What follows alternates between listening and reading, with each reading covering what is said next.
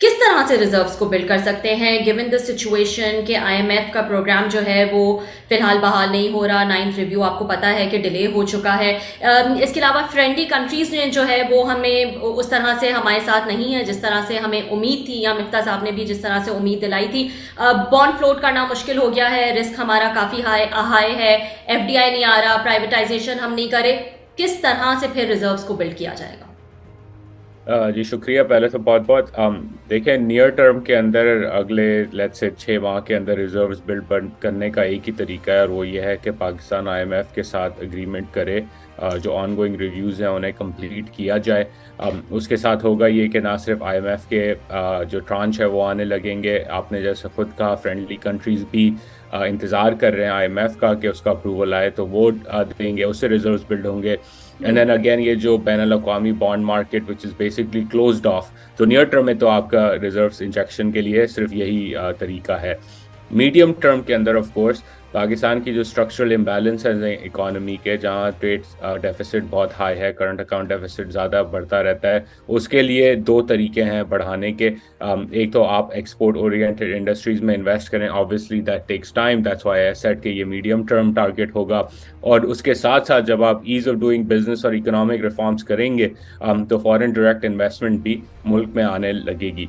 लेकिन उसके लिए पहले ज़रूरत यह है कि नियर टर्म में again get the IMF back on track, do the reforms.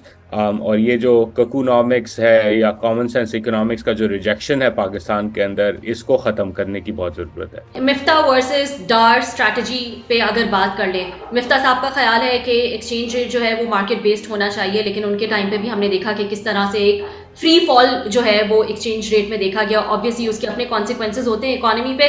और डार साहब की स्ट्रैटेजी वो हम सबके सामने है, एक सर्टन रेट पे उन्होंने पैग रखा हुआ है, एक कंट्रोल्ड एक्सचेंज रेट इस वक्त नज़र आ रहा है।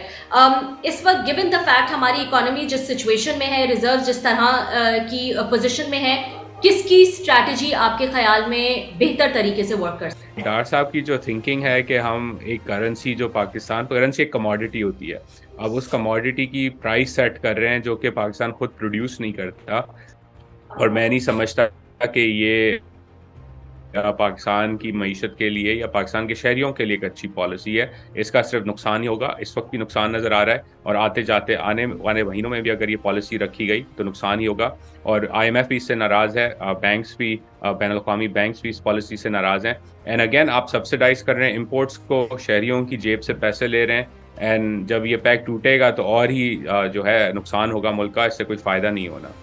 800 बिलियन के मिनी बजट का भी मुतालबा किया है आईएमएफ ने, लेकिन आज ही इसहाक डार साहब ने पेट्रोल और डीजल की प्राइसेस में कमी भी की है। किस तरह से हम आईएमएफ को सेटिस्फाई कर पाएंगे?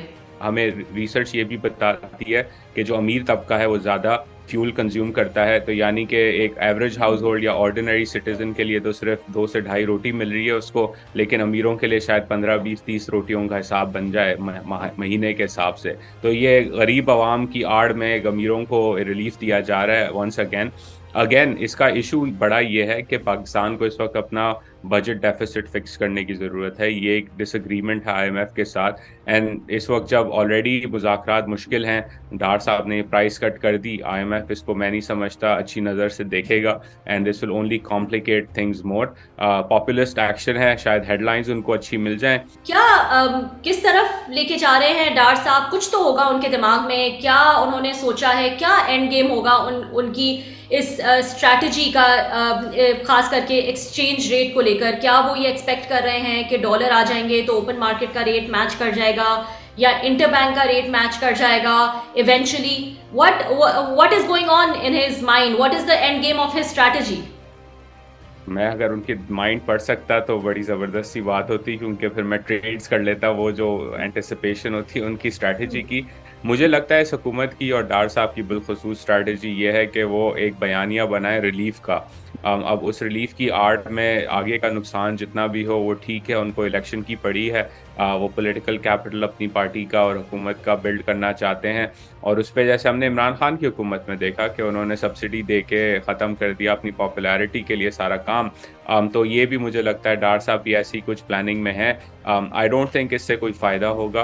अगर हाँ, आप इलेक्शन की तरफ रिलीफ दे के बयानिया बनाना चाहते हैं तो ज़बरदस्त सी बात है, लेकिन लॉन्ग टर्म में, बल्कि लॉन्ग टर्म नहीं, 6-8 महीनों में ही मुल्क का बहुत बुरा हाल होगा अगर ये पॉलिसी कंटिन्यू की गई।